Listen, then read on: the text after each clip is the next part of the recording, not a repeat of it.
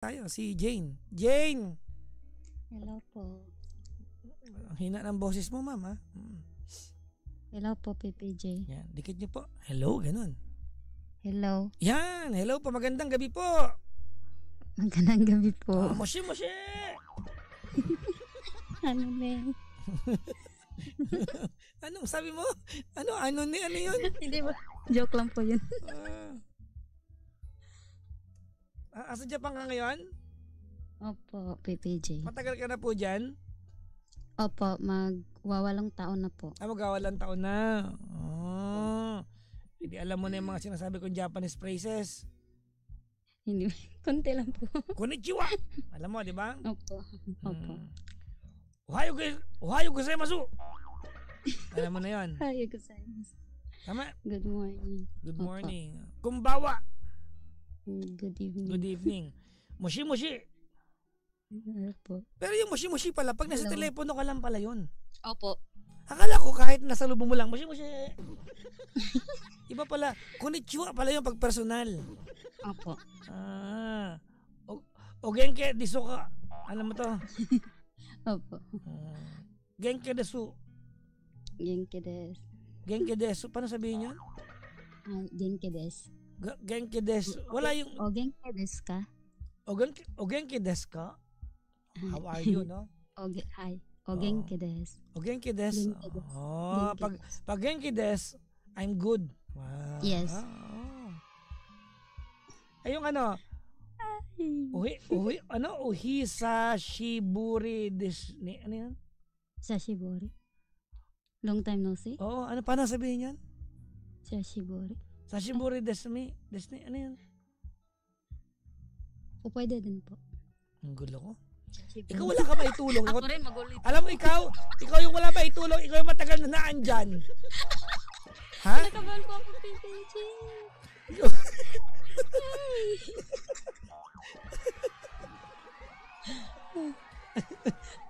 First time po. Wala ka ba itulong? Tinatanong kita. Isang gala. Ito na, 8 years ka na dyan. Saan ang part ng Japan, Jane? Malapit po sa Nagoya. Gano'ng kalayo yan sa Tokyo? Ay, malayo po. Sa Nagoya po, magta-travel pa po kami ng 1 hour. From Tokyo?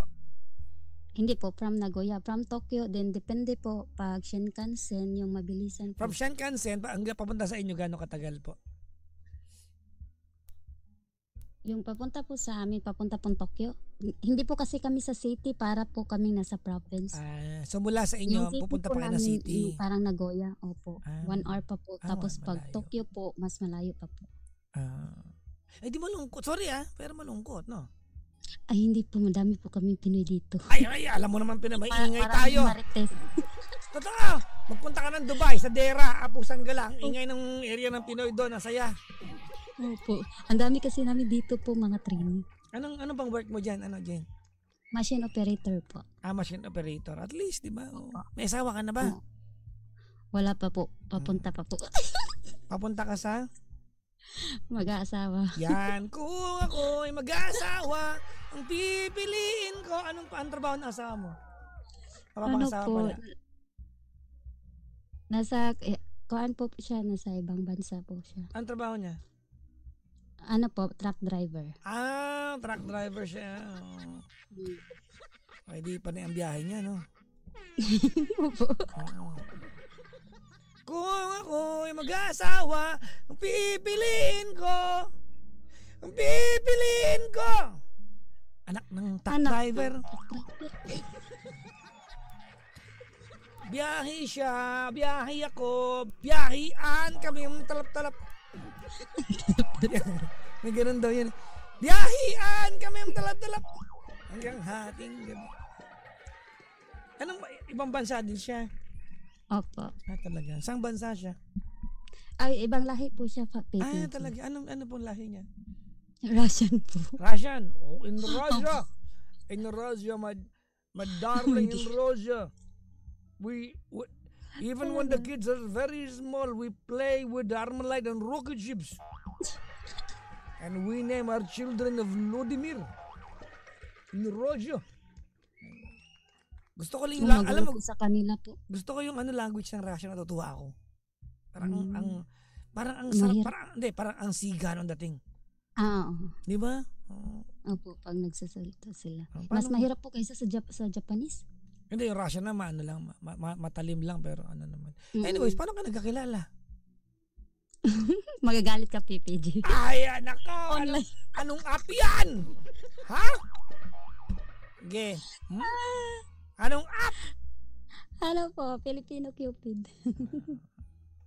Alam mo, pag mag-uumpisa pa lang kayo, baka bawalan ka. Nandiyan na yan ang gagawin natin. Pero hindi po yung problema ko po, hindi po tungkol sa kanya. Hindi gawang kitang problema sa kanya. Tungkol saan ang problema mo? Ha? Tungkol po sa pamilya ko po. Bakit? Ano meron? Kasi po, PPG, magwawalong taon na po ako dito. Tapos po, papauwi na po ako ng Pilipinas for good. Pwede po bang magkwento muna konti sa family ko? Ano po, siyam po kaming magkakapatid, 4 na babae magkasunod, tapos 5 lalaki magkakasunod din. Tapos po, PPG, pumunta po ako dito sa Japan kasi po yung bahay po namin para pong madidemolish kasi po yung titulo po, wala po kaming titulo, para pong date of sale lang po yung meron kami. Kaya po naisipan ko po nga baka makapunta ako ng ibang bansa kasi gusto ko pong mapatayuan ng bahay yung mga magulang ko at saka mga kapatid ko kasi po mga bata pa po sila. Ikaw panganay? Hindi po, pangatlo po ako. Okay. So ikaw nagsakripisyo? Opo. Pero para na rin din pong parang ako na rin po yung naging panganay, naging parang breadwinner din po sa pamilya. Meron talagang isa sa pamilya na magsasakripisyo niyan. Kaya po naswertehan po ako, nakapunta po ako ng Japan, galing po agency sa Cebu kasi meron din po kasing agency sa Cebu nga mag-apply ka doon tapos mag-school ka ng 6 months tapos pagkatapos mo makapunta ka po dito. Tapos yun po, trinay ko po talagang mabigyan sila ng magandang buhay, yung mama ko po, kasi po wala na din po silang trabaho. Parang ang ending nito, parang naipadala mo lahat buwan-buwan Kaya yun na talaga po, PPG. Pero po, marunong din po akong maghawak ng pera, kaya tinatry ko po talagang magtabi. Paunti-unti. Oo po, magtabi. Tapos po. Bibigyan mo lang ako ng idea. So nagpapadala ka sa Pilipinas, sino-sino ang pinapadala mo sa Pilipinas? Yung pinapadalan ko po, mama at saka papa ko. Pero po, marami po akong pinag-aaral kasi mga bata pa po yung mga kapatid ko. Mga elementary, high school. Ngayon po, bago pa po yung second and third po na bunso, bago pa po nakagraduate ng K-12. So, pero po meron pa din po akong pinaaral 3 anak po ng kapatid ko. Bakit mo ginawa yun? Anong trip mo sa buhay?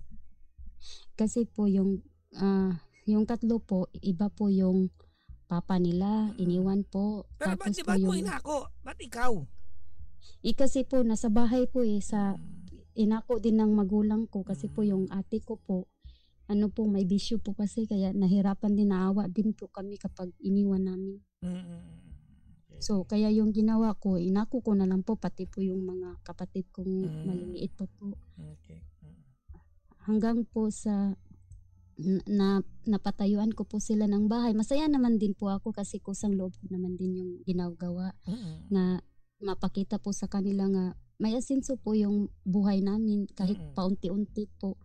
Kahit po high school graduate lang po ako pero trinay ko po talaga nga mabigyan sila ng magandang buhay kasi pangarap ko lang po kasi PPG yung magkatapos po kaming lahat kasi alam ko namang hindi kami mapapaaral ng mama at papa ko. So, tinatry ko po talaga hanggang high school okay na po kasi makakahanap na naman po ng trabaho. So, at least na lang po ganun kahit mag-iba-iba kami ng buhay at least po may ang chance haba ng po. intro mo Parang papunta sa masaklap to Pero alam mo karamihan naman ng mga nag-abroad may ganyang bit-bit na kwento Diba? Madalas siguro 95% ng mga nag-abroad, ang dahilan ng pag-abroad nila ay meron silang iginagawa ng pangarap sa Pilipinas. Ha? Oo. Una po talaga pamilya. Tapos po ngayon PPG, tinry ko po silang bigyan ng yung negosyo. Kasi baka sakali po pag-uwi ko at least po paunti-unti. Ano negosyo? Tindahan ng milk tea? Hindi po, binigyan ko po muna ng mama ko yung babuyan para po sana magkaroon ng yung anak para dadami po sana. Pero ang problema po kasi nung lumaki na, hindi nagpaalam, bininta lahat. Hindi man lang ako sinabihan, kaya parang nasaktan din ako nung time na yun. So pagkatapos po, trinay ko rin po silang bigyan ng yung panimula po para po if ever kung gusto po nila yung gustuhin nila. Pero yun din po wala din po nangyari. Nasasaktan po kasi ako PPJ kasi gusto ko pong sanang mabigyan sila ng pera para i-try din nila ba kung ano yung magagawa nila, kung paano nila para po makatulong din sila. Hindi sila gumawa ng paraan. Kasi ang totoo niyan, kung ikaw na nagpapakain, hindi na para ikaw pa magbigyan ng pan-negosyo. That's way more than enough. Okay. Kasi po nahawa po kasi ako sa mama ko. Nagets ko naman. Hindi ka ba nahawa sarili mo? Teka lang muna, bago ako magtuloy-tuloy baka maya I'm barking on the wrong tree. At the wrong tree ba? Ano ba yung tama? Ate mo ilan ang tama? Basta I'm barking, okay na. Well, ano dahilan anong tanong mo sa akin? Paano ko po ba sasabihin sa mga kapatid ko nga, tulungan nyo naman ako kasi minsan nahirapan na din po ako. Simple lang. Sabihin mo lang, uuwi na ako. Pag uwi ko, wala na akong sustento sa inyo. Period. Kaya yan din isa sa problema ko, PPG. Pauwi na po ako. Hindi mo problema yun. That's not your problem because when you come home, pare-pares na kayong nasa Pilipinas, hindi ka na OFW, hindi na ka na nila pwedeng asahan. Naintindihan ko yung ganito, pares tayong breadwinner. I'm a breadwinner myself. Okay? So I get where you're coming from. Tayo mga breadwinner, we have this itch, no? Meron tayong kate, na meron tayong gigil na lahat ng problemang hindi atin, aakuhin natin. Tama? Opo. Yan ang sumpa ng mga breadwinner. To a point, sa atin wala na iiwan, tama? But that's a good kumbaga, it's a good thing that we have that kind of heart, no? May ganyan tayong puso. Kaya lang ate, only offer what you can. Hindi mo pwedeng i-offer yung mga bagay na wala ka, at hindi mo pa pwedeng i-offer yung mga bagay na pag in-offer mo, mauubos ka. Okay? Now, sige.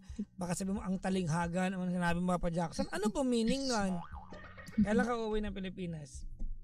Ngayon pong darating na July po. Malapit na. Kailan pa nila alam na uuwi ka na ng Pilipinas? Tagal na po, last year pa po sinabi ko. Ano nang adjustment ang ginagawa nila? Kasi pag uwi mo, hindi ka dapat magbigay pa. Wala po. Ha? Kaya nga po. Hindi. Sabihin mo, pag uwi ko yung binibigay ko monthly, wala na yan. Yan din po sinasabi ng mama ko. Okay lang po sana kung nandito pa po ako. Pero pag uwi ko, yun po kinatatakutan ko. Huwag ka matakot kasi pare-pares na magugutom. Po, lalo na, kaya nga po, hindi pa po ako nag-asawa kasi gusto ko po sana stable sa muna sila bago po yung okay naman yan ate, kaya napauwi ka na kasi.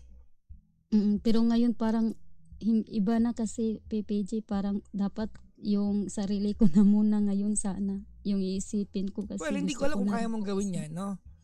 Alam mo pag ang sumpa ng pagiging breadwinner nadapuan ka, forever na yan Ang hirap. Forever na yan. Ang hirap. Pero in your case kasi uuwi ka ng Pilipinas, tama? So when you come home to the Philippines, 'di ba?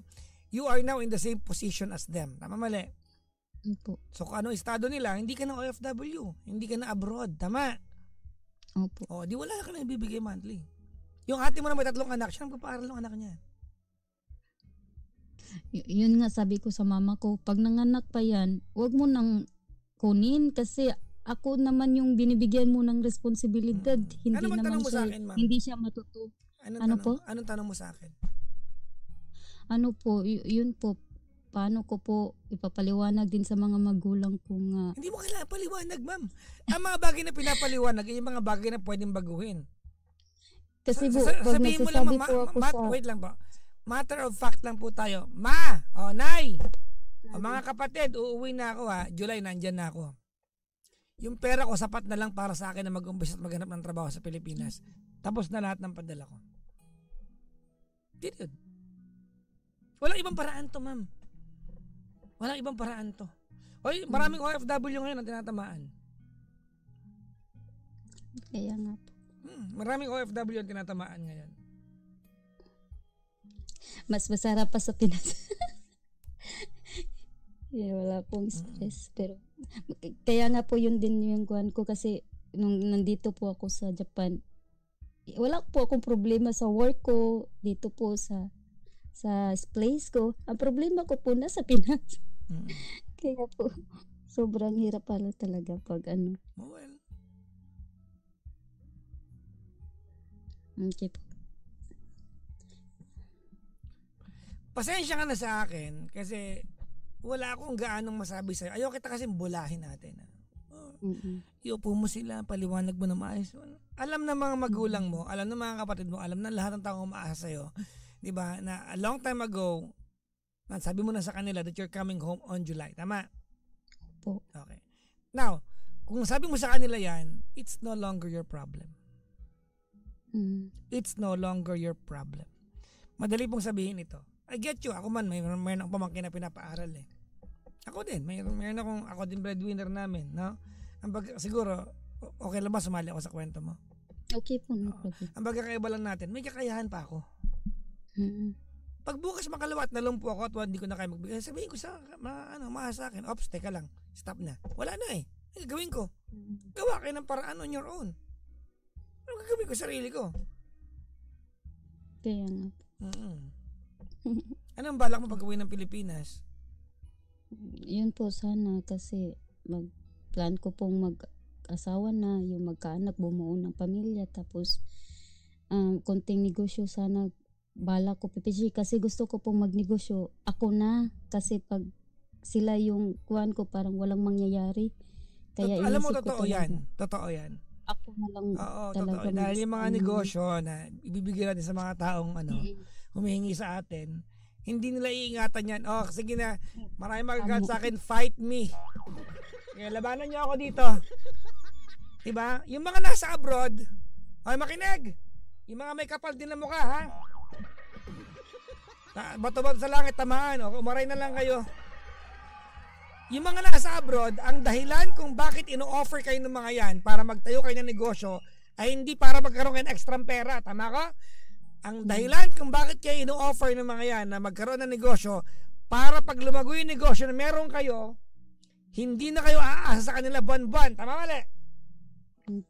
Pero marami, ang pagbinigyan mo ng negosyo, hindi iingatan kasi iniisip nila, mas madali naman humingi, bakit kapag ninegosyo?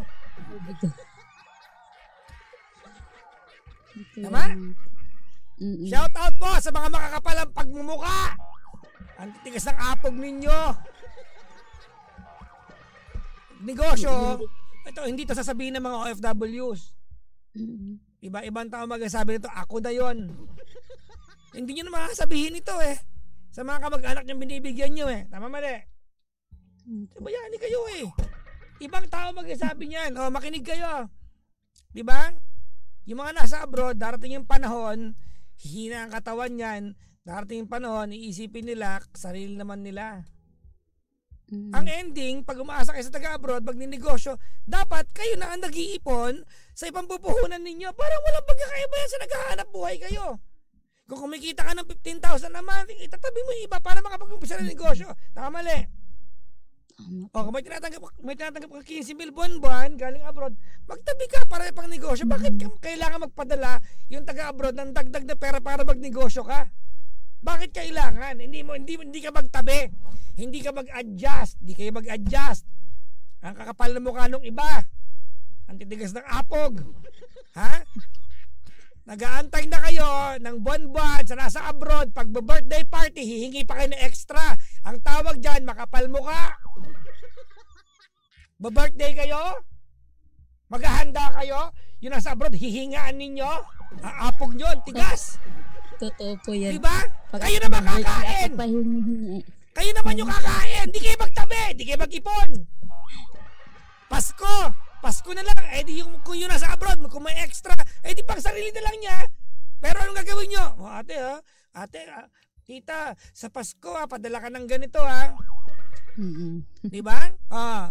Pwede pang invite yung classmate ko. Tigas na mukha. Maglilitsyon kayo, magpa-party-party kayo, iinom kayo dyan, yung nasa abroad, doon mag-isa.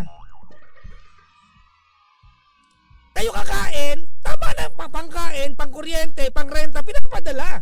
Yung mga pangluho ninyo, panghanda-handa, kayo na bahala. Huwag nyo na iasa na sa abroad. Kasi ang tawag sa inyo, matigas ang apog, baka palang pagmumuka.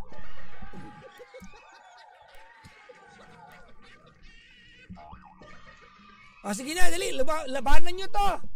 Marami nagpatay ng radyo, galit sa akin. Alam naman pakialam.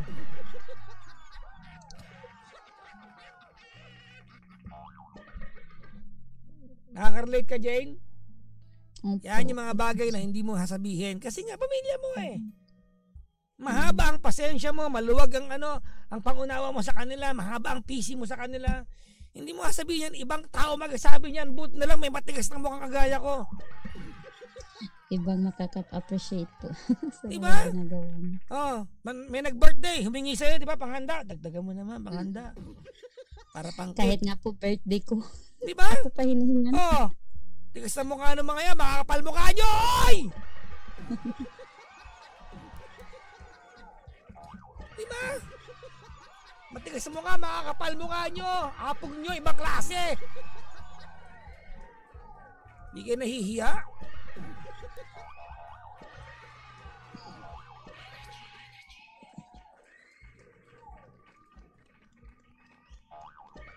Ang dami natutuwa ngayon, di ba? Sige, Papa Jackson, louder! Di ba? Totoo. Ang dami yan. Hindi nyo, alam nyo yung mga OFWs na nakababayan natin. Umaalis pala ng Pilipinas yan. Handa na yung puso nila magsakripisyo. Handa na. Ready sila. They are so ready to give themselves. Di ba? In the service of sending, kumbaga provisions monthly. Ba-birthday kayo. Yun na yun. May luho kayo, gusto nyo ng bagong sapatos, ipon kayo. Mag-sideline kayo. Huwag nyo hingiin. Diba? Huwag nyo hingiin sa nasa abroad. Kung pinapakain na kayo nasa abroad, pagkain ninyo, bayad ng tubig ninyo, ng wifi ninyo, ng renta ng bahay ninyo, mabigat na nga yun kung meron kayong dagdag na handaan, birthday, ganun, may bagong labas na makeup, gustong bumili, diba? Huwag mo hingisa sa abroad kasi tawag sa'yo makapalapog. Birthday party ka. Pupunta yung mga kumari mo, huwag mo hingisa sa abroad. Gawin mo ng paraan on your own. Huwag rin kayo mangungutang sa mga nasa Pilipinas. Tapos pag lumaki yung utang ninyo, ang may problema, yung nasa abroad. Dami nakaka-relate. Ang daming ganyan. Kasi yung pinapadala mo kasi hindi namin napagkakasya, kulang. Paano? Hindi naman kayo gumagawa ng paraan! Dagdagan nyo! Kung kulang, dagdagan nyo! Huwag nyo kasahan lang yung pinapadala sa abroad. Sa pawan ninyo ng bunga ng pagod ninyo.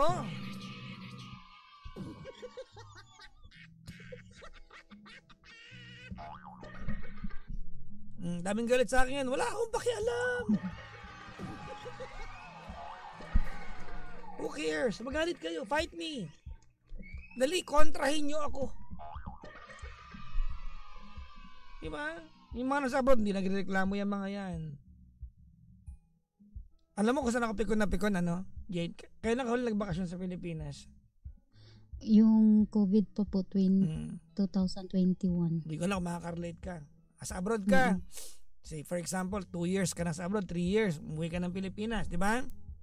4 years na po. Anong tingin sa'yo ng mga nasa Pilipinas? Daming pera. Manglilibre ka, kakain kayo sa labas. Pag yung kamag-anak nyo na sa abroad, uuwi ng Pilipinas, huwag nyo paggastosin. Paghandaan ninyo, magtabi kayo ng portion ng pinapadala niya. Pakainin ninyo, ipagluto ninyo, pag nagpunta sa mall, ilibre ninyo. Pagsilbihan ninyo. Kasi sa abroad, nagpapalibre na sila eh. Pag uwi, pagsilbihan ninyo. Hindi ko yan naranasan. Hindi yung pag nasa abroad, pag uwi ng Pilipinas, parang Santa Claus ang tingin ninyo. Ang pinakamalupit na part, umuwi na sa abroad. O, di ba? Yung mga kamag-anak na umaasa, magyayaya pa ng outing. Sino may sagot? Ay, nagaling abroad. Kaya maraming nasa abroad ang halos ayaw umuwi.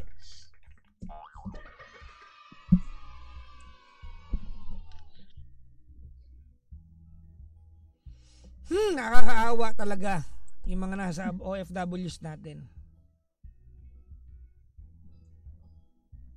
Nakakaawa.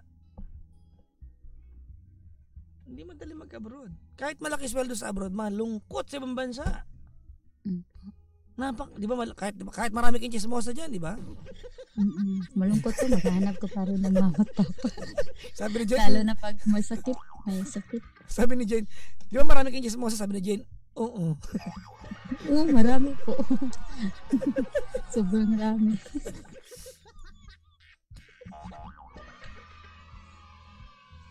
Alam nyo, people who are abroad working, they toil away. No? And in battling yung years, sometimes you lose your youth. No? Yung kabataan mo nawala na. Kinuha na ng hanap buhay, hindi mo na na-enjoy. Nag-mature ka na lang basta sa buhay. Opo. Diba? Uwi ka ng Pilipinas, sayahin ka ng mga mag-anak mo, magbumol kayo. Magpapabili. Kaya di ba marami sa mga OFWs kahit kaya magbakasyon ng isang buwan, hindi nila gagawin. 10 araw lang. Bakit? Kasi yun lang yung kaya ng panlibre nila eh. Tama? Gasto. Yes. Napipikon ako dyan. Uuwi yung kamag-anak niya sa abroad, huwag yung paggastosin.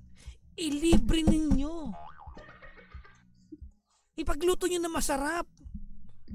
Tanungin nyo kung anong gusto niyang pagkain, hindi yung, dumating yung abroad natin kamag-anak, ayaan natin sa mall para makakain tayo masarap.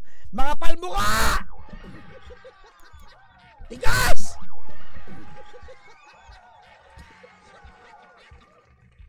Yung pag-uwi ko nga PPG, akala ko lulutuan ako kahit yung mga kakanin. Pero nung pagbalik ko yun pa nagluto ng mga kakanin. Sabi ko, bakit ngayon nyo lang niluto yan? Gusto ko pang kainin sana, sabi ng mama ko, hindi ka nagsabi, hindi ka nagbigay pambili. Yun lang. Talaga eh. Anyways, kaya sa darating na halalan, nakatapos lang ito. Tatakbo akong kinatawa ng party list. Ang pangalan ng party list ay Papa ng OFW.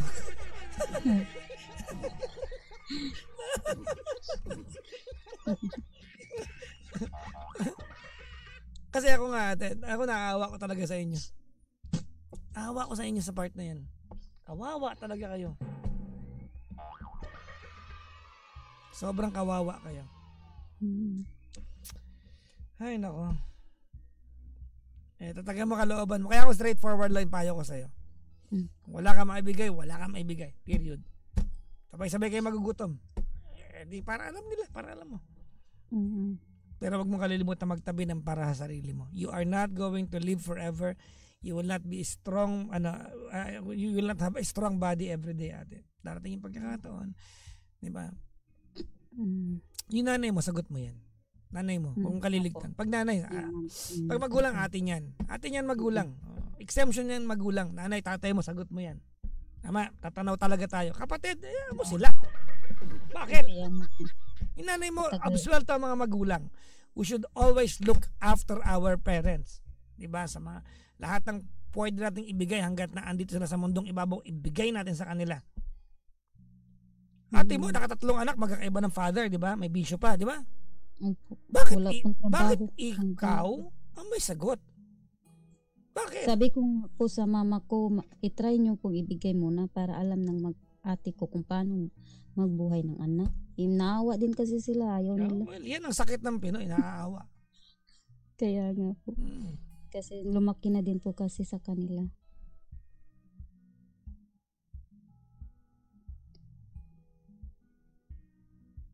Di ba? Mm-mm.